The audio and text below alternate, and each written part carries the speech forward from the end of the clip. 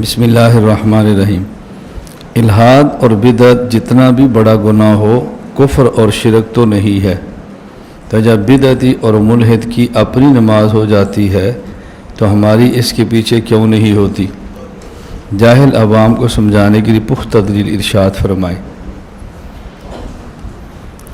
اب دیکھو یہ بات کتنی عجیب ہے کہ جب اس کی ہو جاتی ہے تو ہماری کیوں نہیں ہو جاتی۔ میں نے اس پر اتنی تفصیل سے بات کی تھی کہ جب ایک ہے انسان کا اکیلے نماز پڑھنا، پہلے مسئلہ سمجھ لو، ایک ہے کسی آدمی کا امام بننا۔ یہ جو ہمارے یہاں شرائط ہوتی ہیں یہ شرائط نماز کے لیے ہے، صحت کے لیے، اور اس سے نماز فاسد ہوتی ہے، یہ الگ چیز ہے۔ اور یہ چیز ہو تو بندہ امام بن سکتا ہے، اور یہ چیز تو امام نہیں بن سکتا، یہ چیزیں الگ ہوتی ہیں۔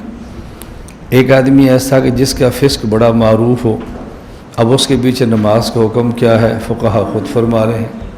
ایک آدمی اعلانیہ کبیرہ گناہ کرتا ہو، اس کے پیچھے نماز کا حکم کیا ہے مکروہ تحریمی، فقہا خود فرما رہے ہیں۔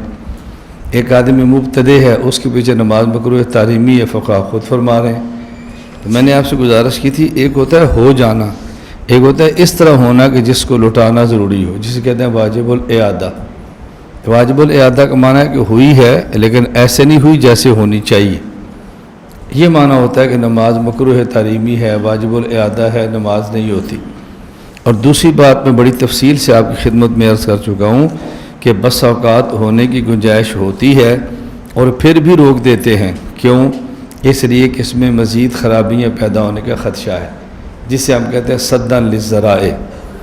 بعض چیزیں ایسی ہیں کہ وہ کسی اور خرابی کا ذریعہ بنتی ہیں، اس لیے اس چیز کو بھی روک دیتی ہیں۔ اب دیکھیں قرآن کریم میں اس کی مثالیں بھی موجود ہیں، احادیث بھی مثالیں موجود ہیں، ہمارے عرف اور معاشرے کے اندر بھی اس کی مثالیں موجود ہوتی ہیں کہ بعض چیزوں کی گنجائش ہوتی ہے، منع کیوں کرتے ہیں کہ یہ مزید خرابی کا ذریعہ بنے گی، خود خراب نہ بھی ہو لیکن ذریعہ بن رہی ہے۔